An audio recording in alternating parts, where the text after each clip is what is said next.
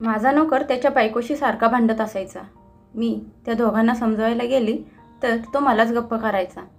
तो फक्त त्याच्या बायकोचंच बोलणं ऐकत असायचा. मला त्याचा खूप राग यायचा, कारण माझा नोकर दिसायला देखणा होता आणि त्याची बायको दिसायला अजिबात चांगली नव्हती. माझं लग्न झालं होतं, पण मला आता माझ्या नोकरासोबत लग्न करायचं होतं, म्हणजे त्याच्या बायकोची सवत बनवून तिला चांगलाच धडा शिकवू शकेन. त्यासाठी मी माझ्या नवऱ्याला घटस्फोट द्यायच्या तयारीत होते. एक दिवस मी माझ्या नोकऱ्याला माझ्यासोबत घेऊन हॉटेलमध्ये गेले आणि त्यानंतर जे मी त्याच्यासोबत केलं ते ऐकून तुमच्या अंगावर काटा आल्याशिवाय राहणारच नाही. माझं नाव रोहिणी. ही त्यावेळेची गोष्ट आहे जेव्हा मला सरकारी नोकरी लागली होती. मी माझ्या मोठ्या घरात राहत होते आणि मला सरकारी क्वार्टर पण मिळाली होती, म्हणजे मी एखादा नोकर ठेवला तर त्याला राहायला पण जागा देऊ शकेन. आणि असंच झालं. जेव्हा मी रामूला आमच्या घरी नोकर म्हणून ठेवलं, मी त्याला म्हणाले की तू तुझ्या फॅमिलीला इथे राहायला घेऊन येऊ शकतोस. रामू दिसायला खूप सुंदर होता. त्याला बघितलं की माझ्या अंगात करंट लागल्यासारखं व्हायचं. मी त्याच्याकडे बघितलं की तो त्याची नजर चोरायचा. त्याचंही वागणं मला अजिबात आवडत नव्हतं. माझं लग्न झालं होतं. माझा नवरा एक सरकारी नोकरी करत होता. एखाद्या पुरुषाने माझ्याकडे असं दुर्लक्ष केलेलं आवडत नव्हतं. मी दिसायला इतकी सुंदर होते, एखाद्याने जर माझ्याकडे एकदा बघितलं की तो पुन्हा पुन्हा माझ्याकडेच बघत राहायचा. रामूजवळ अशी कोणती अप्सरा होती जिला बघितल्यावर तो दुसऱ्या कुणाकडेही बघत सुद्धा नव्हता. हा विचार करून माझं डोकं फुटायची वेळ आली होती. एक दिवस मी माझ्या खोलीत होते. माझा नवरा कामावर गेला होता. मला माझ्या नवऱ्यावर संशय होता की तो कुणाला तरी भेटायला जात होता, कारण तो त्याच्या फोनवरून खूप मुलींशी बोलत असायचा. तो रात्री बऱ्याच उशिरापर्यंत यायचा आणि सकाळ झाली की लवकर उठून निघून जायचा. त्यामुळे मी फार टेन्शनमध्ये होते, कारण माझा नवरा पहिले माझ्यावर खूप प्रेम करायचा, पण नंतर त्याचं वागणं माझ्याशी बदलायला लागलं. त्यामुळे आज मी सकाळी लवकर कामाला लागले. मी विचार केला की मी माझ्या नवऱ्याच्या ऑफिसमध्ये जाऊन बघावं आणि काय ते खरं खोटं करावं. पण आज जशी मी माझ्या घरातून बाहेर आले तेवढ्यात मला माझ्या नोकऱ्याच्या खोलीतून कोणाच्या तरी रडण्याचा आवाज आला. मी माझी सगळी कामं विसरून त्याच्या खोलीत बघायला गेले की नक्की काय झालं आहे ते. जशी मी तिथे पोहोचले आणि बघितलं तर रामू त्याच्या बायकोसोबत भांडत होता. पण मला बघितल्यावर तो गप्प झाला आणि त्याच्या बायकोची स्तुती करायला लागला. ते दोघे नवरा बायको मला बघून उभे राहिले आणि म्हणाले, माफ करा मालकीन, आम्ही असंच भांडत होतो, पण आमच्या दोघात फार प्रेम आहे, आम्हाला क्षमा करा, इथून पुढे असं होणार नाही. ते दोघे नवरा बायको खाली मान घालून उभे होते. मी बघितलं तर ते बऱ्याच वेळा कुठल्या तरी गोष्टीवरून भांडत होते. मी त्याच्या बायकोला समजावत होते तर रामू म्हणाला की ती खूप चांगली आहे, तिचा काहीच दोष नाही. असो, काही हरकत नाही, कारण मला त्या दोघांवर विश्वास बसला होता. मी त्याच्या बायकोला बघून जळायला लागले होते, कारण रामू दिसायला रुबाबदार होता आणि त्याची बायको एकदम साधी आणि दिसायला पण कमीच होती. कुठल्याच बाजूने ती रामूला शोभत नव्हती. आणि एक माझा नवरा होता. मी दिसायला एवढी सुंदर होते तरी बाहेरच्या बायकांच्या नादी लागला होता. एक रामूची बायको होती, एकदम मामूली असून एवढ्या देखण्या माणसासोबत तिचं आयुष्य जगत होती. मी मनात विचार केला होता की मी रामूला माझा बनवणार आणि त्याच्या बायकोची सवत बनवून तिला चांगलीच अद्दल घडवणार. माझा नवरा पण हेच सगळं करत होता आणि जेव्हा बायको नवऱ्याच्या व्यभिचारपणाचा बदला घ्यायचा ठरवते तेव्हा स्वतःची इज्जत, लाज सगळी विसरून जाते. मी पण असंच करत होते. रामूमध्ये अशी कुठलीच गोष्ट नव्हती, तरी पण तो दिवसभर माझ्या मनातून डोक्यातून जातच नव्हता. घरी परत येताना मी काही फळे आणि भाजीपाला घेतला आणि विचार केला, यातील थोडासा रामूच्या खोलीत देऊन येईन, म्हणजे तो माझ्याकडे बघेल आणि हा विचार करेल की मालकीन माझ्यावर का मेहरबान झाली आहे. मी घेतलेलं सामान देण्यासाठी त्याच्या खोलीत गेले तर तो त्याच्या बायकोला म्हणाला, मालकीनबाईंच्या हातातून सामानाची पिशवी घे, आणि लांबूनच माझे आभार मानले. हे बघून माझ्या अंगात आग लागली. दुसऱ्या दिवशी सकाळी मी त्याच्या बायकोला माझी कामं करण्यासाठी बोलवून घेतलं. ही तीच सुंदर मुलगी होती जिच्यावर रामूचं मनापासून प्रेम होतं. तो तिच्यावर जीवापाड प्रेम करत होता. मी तिला माझ्या घरी बोलावून तिच्याशी बोलायला लागले. मी तिला विचारलं, तुझा नवरा कधी तुला दुःख देतो का, त्रास देतो का? ती म्हणाली, नाही मालकीनबाई, प्रश्नच येत नाही. ते कधीतरी जाणून बुजून माझ्याशी भांडत असतात आणि जेव्हा मी रडायला लागते, रुसून बसते, तेव्हा मला मनवायला लागतात, माझी माफी मागतात. त्यांनी मला कधीच दुःख दिलं नाही. मला खुश ठेवण्याचा नेहमी प्रयत्न करतात. तिचं बोलणं ऐकून मी तिच्यावर खूप जळायला लागले. मी तिला विचारलं, असं काय आहे तुझ्यात जे तो तुझ्यावर वेड्यासारखं प्रेम करतो? ती हसत म्हणाली, फक्त हे नाही सांगू शकत, कारण माझ्यात असं काहीतरी आहे, त्यामुळे ते माझा दिवाना आहेत. मी आश्चर्याने तिच्याकडे बघितलं. तिचा रंग काळा होता आणि म्हणावाशी सुंदर पण नव्हती. ती म्हणाली, माझा नवरा मला जे जे सांगतो ते मी करते. आमच्या इथे नवऱ्याला देवासारखे पुजतात आणि मी पण माझ्या नवऱ्याला माझ्या काळजाचा तुकडा बनवला आहे. नवऱ्यासाठी असं बना की त्याने एकदा तुमच्याकडे बघितलं तर बघतच बसावं, त्याची नजर तुमच्यावरून हटूच नये. मी माझ्या नवऱ्याला सगळं काही मानलं आहे आणि माझं आयुष्य एकदम सुंदर झालं आहे. मी नवऱ्याशी एवढ्या प्रेमाने बोलते की त्याला दुसरीकडे बघायला वेळच मिळत नाही. हे ऐकून मी माझ्या डोक्यावर मारून घेतलं आणि तिला म्हणाले, तू एवढ्या प्रेमाच्या गोष्टी करतेस, तू कुठपर्यंत शिकलेली आहेस? मी तिला कमीपणा दाखवण्यासाठी विचारलं. ती म्हणाली, मालकीन, मी शिकलेली तर नाही, मी अडाणी आहे. तिचं बोलणं ऐकून मी आतून जळून राग झाले. मी म्हणाले, तुझा नवरा कधी दुसऱ्या बाईकडे बघत नाही का? मी माझ्या मनाच्या समाधानासाठी विचारलं. ती म्हणाली, नाही मालकीनबाई, दुसऱ्या कुठल्या बाईकडे बघायचा प्रश्नच येत नाही. ती कितीही दिसायला सुंदर असली तरी. तिने ताटमान करून गर्वाने सांगितलं. मी मनात म्हणाले, मी तुझ्या या गर्वाचा इलाज काही दिवसातच करणार आहे. आणि परत माझ्या काळजात आग लागली. मी तुझा सगळा आनंद तुझ्यापासून हिसकावून घेणार आहे. पण मी बाहेरून खोटं खोटं हसायचं नाटक करत होते. आणि नंतर ती तिच्या घरी निघून गेली. दुसऱ्या दिवशी मी गाडी काढली आणि रामूला म्हणाले, माझ्यासोबत बाहेर चल, माझं महत्त्वाचं काम आहे. काही गरीब बायकांना शिलाई मशीन द्यायच्या आहेत. मी एका NGO सोबत पण काम करत असते, ज्या विधवा आणि अनाथ आहेत. मशीन खूप जड असतात, मग मला उचलले जाणार नाहीत आणि मला वेगवेगळ्या घरात द्यायच्या आहेत. तू आलास तर बरं होईल. कुणीतरी सोबत असेल तर बरं होईल. गाडीत बसल्या बसल्या मी रामूला म्हणाले, तू खूप लेचापेचा पुरुष आहेस. माझं बोलणं ऐकून तो दचकला. मी त्याच्या मर्दपणाला लागेल असं बोलले होते. रामू म्हणाला, म्हणजे तुम्ही असं का बोलला मालकीनबाई? आजपर्यंत मला असं कोणीच बोललं नाही. माझी बायको तर माझी दिवाणी आहे. तो हसत म्हणाला.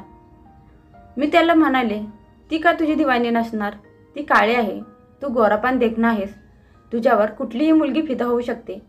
मग काय फरक पडतो की तिने तुझी सेवा केली तर? मी बोलत असताना रामूकडे एकदम निरखून बघितलं होतं. माझं बोलणं ऐकून रामू रागात म्हणाला, असं काहीच नाही. ती या जगातील सगळ्यात सुंदर आणि मनमोहक स्त्री आहे आणि ती असताना मी दुसऱ्या कोणाकडेच बघणं पण पाप समजतो. मालकीनबाई, मी तुमची खूप इज्जत करतो, पण मी माझ्या बायकोबद्दल काहीही ऐकून घेणार नाही. त्याचं बोलणं ऐकून मी गप्प झाले. मी परत विचार केला की आता मी काहीच बोलणार नाही. 2-3 घरात मशीन दिल्यानंतर मी खूप थकले होते. मी म्हणाले, रामू, मी खूप थकले आहे. हॉटेलमध्ये जाऊन जेवण करून येते. तू माझ्यासोबत येशील का? माझं बोलणं ऐकून त्याने नकार दिला आणि म्हणाला, माफ करा मालकीनबाई, मी दुसऱ्या बाईसोबत बाहेर बसून जेवण करत नाही. माझी बायको काय बोलेल? मी म्हणाले, ती कुठे तुला बघायला आहे? रामू म्हणाला, मला बघत नाही म्हणून काय झालं? मी माझ्या बायकोशी प्रामाणिक आहे आणि कायम राहीन. त्याचं बोलणं ऐकून मी म्हणाले, मग मी काय एकटी जाऊ का? तो जोशात आला आणि म्हणाला, ठीक आहे मालकीनबाई, तुम्ही माझ्यासोबत चला. मी तुमच्यासोबत बसून जेवायला तयार आहे. मी त्याच्या या बोलण्यावर हसले. आम्ही बसून जेवण केलं, पण त्याने मान खाली घातली होती. मी त्याच्याकडे बघत म्हणाले, रामू, तू माझ्याकडे बघत पण नाहीस. मी इतकी वाईट आहे का रे? माझं बोलणं ऐकून त्याने दुसरीकडे चेहरा फिरवला आणि म्हणाला, असं काहीच नाही मालकीनबाई, मी तुमची खूप इज्जत करतो. मी त्याला म्हणाले, रामू, माझ्याकडे एकदा बघ तरी, मला तुझी साथ पाहिजे. तू मला साथ देशील का? त्याने मला काहीच उत्तर दिलं नाही. मला स्वतःवर खूप राग आला. काही वेळाने आम्ही गाडीत जाऊन बसलो. त्याच्या चेहऱ्यावर एक वेगळीच बेचैनी होती. मी रागात जोरात गाडी चालवायला लागले. गाडी चालवत असताना मी माझ्याच विचारात बुडून गेले होते. तेव्हा अचानक रामूने माझ्याकडे चेहरा करून बघितलं. मला असं वाटत होतं की त्याने माझ्याकडे असंच बघत राहावं, पण त्याच्या नजरेत भीती होती. समोरून येणारी गाडी बघून तो मला इशारा करत होता की मी गाडी लक्ष देऊन चालवावी, पण मला गाडी थांबवता आली नाही आणि आमची गाडी एका ट्रकवर जाऊन आदळली. मी बेशुद्ध पडले होते आणि डोळे उघडून बघितलं तर सफेद पट्ट्यात गुंडाळलेले होते. डोळे उघडून बघितलं तर आजूबाजूला खोलीत कुणीच नव्हतं. माझं मन घाबरायला लागलं. मला असं वाटत होतं की मी मेले तर नाही ना. मग मी विचार केला की जरूर कुठल्या तरी दवाखान्यात असेल. माझ्या सगळ्या शरीरावर पट्ट्या बांधलेल्या होत्या. तेवढ्यात एक नर्स खोलीत आली आणि म्हणाली, तुम्हाला या दवाखान्यात भरती केलं आहे कारण तुमच्या दोघांचा अपघात झाला होता. तुम्ही दोघं नवरा बायको आहात का? नर्सने विचारलं तर मी नाही म्हणून डोकं हलवलं आणि म्हणाले, आम्ही नवरा बायको नाही, तो आमचा नोकर आहे. माझं बोलणं ऐकून तिने एक मोठा श्वास घेतला आणि म्हणाली, चला बरं झालं. मी तुमच्या नवऱ्याला फोन करून सांगते, म्हणजे ते येऊन तुमची चौकशी करतील. तुम्ही तुमच्या नवऱ्याचा फोन नंबर सांगा. तिने माझ्याकडून नवऱ्याचा नंबर लिहून घेतला आणि त्याला बोलावून घेतलं. माझ्या मनात रामूचा विचार आला की त्याला काही झालं तर नसेल ना. बिचारा माझ्यासोबत काम करायला आला होता. थोड्या वेळात माझा नवरा पण आला. त्याने मला बघितलं. त्यांना खूप वाईट वाटलं आणि म्हणाले, इथून पुढे तू गाडी चालवणार नाहीस. मला तुझी खूप काळजी वाटत आहे. तुझा फोन पण सारखाच बंद लागत होता. मी म्हणाले, माझा फोन तुटला होता. माझ्या नवऱ्याने माझ्याशी खूप गप्पा मारल्या आणि मग मला घरी घेऊन जाण्यासाठी विचारायला लागले. मी म्हणाले, मी जेव्हा ठीक होईन तेव्हा घरी येते. हे ऐकून माझा नवरा हैराण झाला आणि म्हणाला, तुझी तब्येत तर चांगली वाटत आहे. खरं तर त्या बिचाऱ्या रामूला खूप लागलं आहे. खरं नुकसान तर त्या बिचाऱ्याचं झालं आहे ज्याला तू तुझ्यासोबत घेऊन गेली होतीस. त्यांच्या तोंडून रामूचं नाव ऐकताच मी बेचैन झाले. मी म्हणाले, काय झालं? माझा नवरा म्हणाला, त्या बिचाऱ्याचा एक पाय तुटला आहे. तो अपंग झाला आहे आणि चेहऱ्यावर पण खूप जखमा झाल्या आहेत कारण त्याने सीट बेल्ट लावला नव्हता. आता तो बिचारा काहीच कामाचा राहिला नाही. आता देवालाच माहीत त्याची बायको त्याच्यासोबत राहील का नाही. असं म्हणत माझ्या नवऱ्याने मला खाटेवरून उचलून उभं केलं. माझ्या हट्टामुळे त्या बिचाऱ्याचा पाय तुटला होता आणि ही गोष्ट मला खूप त्रास देत होती. आम्ही लोक घरी पोहोचलो. सगळ्यात जास्त काळजी मला रामूची आणि त्याच्या बायकोची वाटत होती कारण ते लोक आमची जबाबदारी होती. आता त्यांच्याजवळ नोकरी नसल्यावर ते काय करतील? माझा नवरा फुकट कुणाला एक पैसा पण देत नाही. रामूला पण नोकरीवर त्यानेच ठेवलं होतं. तो काम पूर्ण करून घेत असायचा आणि एकही चूक खपवून घेत नव्हता. त्यामुळे त्याच्याकडून चांगल्या गोष्टीची अपेक्षा करणं चुकीचं होतं. रामूला दवाखान्यातून घरी आणलं. आता तो चांगल्यापैकी बरा झाला होता. मला त्याच्याशी बोलायचं होतं. जवळजवळ मला 1 महिना लागला होता पूर्ण बरं व्हायला. चांगली झाल्यावर मी रामूच्या खोलीत गेले. त्याची बायको त्याच्याजवळ बसली होती. मी हे बघून हैराण झाले की त्याची बायको पहिल्यापेक्षा जास्त त्याची काळजी घेत होती. त्याला चांगलं चांगलं जेवण बनवून घालत होती. मी तर आजपर्यंत माझ्या नवऱ्याचं डोकं दाबायचं लांबच. मी त्याच्या बोलण्याला कधी सरळ नीट उत्तर पण दिलं नव्हतं, पण तरी पण तो माझ्याशी खूप प्रेमाने बोलत असायचा. बहुतेक राजाचं वय कमी होतं, त्यामुळे तो त्याच्या बायकोशी खूप प्रेमाने वागायचा. मला बघून म्हणाला, माझी बायको माझ्यापेक्षा जास्त दुःखी झाली आहे कारण ती माझ्यावर खूप प्रेम करते. मी म्हणाले, उपाशीपोटी प्रेम उपयोगी पडत नाही. तुला असं वाटत असेल की मी तुझ्यावर उपचार करावेत तर माझ्याशी व्यवस्थित बोलत जा. तो मान खाली घालून म्हणाला, मालकीनबाई, तुम्ही जे बोलाल ते मी करेन. मी माझ्या बायकोवर ओझं नाही बनवू शकत. मी म्हणाले, तुला काहीच करायचं नाही. तुला तर माहीतच आहे मला तुला माझ्या आयुष्यात आणायचं आहे. जर तू हा विचार करत असशील की तू असं आयुष्यभर जगशील तरी तुझी चूक आहे, कारण तुझ्यासोबत एक लहान बाळ पण आहे आणि त्याला घेऊन कुठे कुठे जाणार तुम्ही. मी तुझ्या पायावर उपचार करेन, पण एक अट आहे. रामूने माझ्याकडे वेगळ्याच नजरेने बघितलं आणि म्हणाला, काय अट आहे तुमची मालकीनबाई? त्याच्या बोलण्याचा मला राग आला. मी म्हणाले, मला परत मालकीनबाई म्हणायचं नाही. माझी अट मी तुला आत्ताच सांगू शकत नाही. मी असं म्हणत एक कागद त्याच्यासमोर ठेवला आणि म्हणाले, यावर सही कर. रामूने घाबरत घाबरत त्याच्यावर सही केली. खरं तर तो एक लग्नाचा कागद होता, ज्यावर मी रामूकडून एक वचन घेतलं होतं की तो माझ्याशी लग्न करेल आणि तेही 6 महिन्यांनंतर करणार आहे. कारण त्याने मला वचन दिलं होतं आणि या कामासाठी माझ्याकडून खूप मोठी रक्कम घेतली होती. रामूला माहीत नव्हतं. मी पण त्याला आधार दिला आणि म्हणाले, तुझ्यावर उपचार जरूर होतील. तू कुठल्याही गोष्टीची अजिबात काळजी करू नकोस. मी तुझ्यासाठी सगळ्यात चांगला डॉक्टर घेऊन येईन, जे तुझी काळजी घेतील. मी रामूला माझ्या बोलण्यात अडकवण्याचा प्रयत्न करत होते, पण त्याने माझ्या कुठल्याच गोष्टीचं नीट उत्तर दिलं नाही. त्यावेळी तो खूप मजबूर होता. कसंही करून त्याला त्याच्या बायकोचा आणि मुलाचा खर्च भागवायचा होता. त्याला हे पण माहीत नव्हतं की त्याने त्याच्या बायकोच्या घटस्फोट कागदावर सही केली आहे. मी त्याच्या उपचारासाठी पैसे द्यायला सुरुवात केली होती. रामूने पण त्याला उपचार करून घ्यायला सुरुवात केली होती. मी खूप खुश होते. 3 महिन्यानंतर त्याचं आणि त्याच्या बायकोचा घटस्फोट होणार होता आणि तो कायमचा माझा होणार होता. मग मी माझ्या नवऱ्याला सोडून देईन. पण देवाची माझ्यावर कृपा होती, त्यामुळे मूर्खपणा आणि प्रेमाची पट्टी माझ्या डोळ्यावर पूर्णपणे बांधली गेली नव्हती. 3 महिन्यानंतर रामू जेव्हा बरा होऊन घरी माझ्यासमोर आला, तेव्हा तो एक कडू गोष्ट मला बोलला. ती ऐकून तो माझ्या मनातून कायमचा उतरला.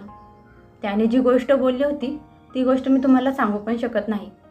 हो, पण त्याचे शब्द बदलून नक्कीच सांगू शकते. तो सरळ सरळ बाजारूबाई मला म्हटला होता. खरं तर जेव्हा जेव्हा मी त्याला भेटायला त्याच्या खोलीत जायचे, तेव्हा काही ना काही कारणाने मी त्याच्या बायकोला बाहेर पाठवत असायचे. मग त्याच्यासोबत एकटी राहत असायची आणि त्याच्या खूप जवळ जायचा प्रयत्न करायचे. रामूला माझ्या मनात काय चाललं आहे ते समजलं होतं, त्यामुळे तो प्रत्येक वेळी माझ्यापासून लांब राहायचा प्रयत्न करत असायचा. पण त्याच्या आजारपणामुळे तो काहीच करू शकत नव्हता. तो खूप मजबूर होता आणि मी माझे कृत्य बंद करत नव्हते. उलट मी तर मरणाच्या दारातून परत आले होते आणि तरी पण मी रामूच्या मागे लागले होते. त्याच्या जागेवर दुसरा कुठलाही पुरुष असता तर तो केव्हाच पागळून माझ्या जाळ्यात अडकला असता. पण रामू खूप खरा आणि इमानदार माणूस होता. तो त्याच्या बायकोवर खूप प्रेम करत होता. तिला धोका देऊ शकत नव्हता. पण तो यावेळी खूप मजबूर होता. आज तो अगदी ठीक झाला होता. त्यामुळे असली घाणेरडी गोष्ट बोलून मला आतून पूर्णपणे हलवून गेला होता. मी त्याला आयुष्यभरासाठी जेलमध्ये पाठवू शकले असते. त्याच्यावर घाणेरडे आरोप लावून त्याला पोलिसांकडून मारायला लावलं असतं. पण मी असं काहीच केलं नाही, कारण त्याच्या बोलण्याचा माझ्यावर एवढा मोठा परिणाम झाला होता. मी स्वतः चुकीचे होते, त्यामुळे मी शांतपणे त्याचं बोलणं ऐकून घेत होते. रामू म्हणाला, तुझ्यासारखी बाई कधीच कुणाचं घर बसवू शकत नाही. स्वतःच्या नवऱ्यापासून कधीच खुश नसतेस.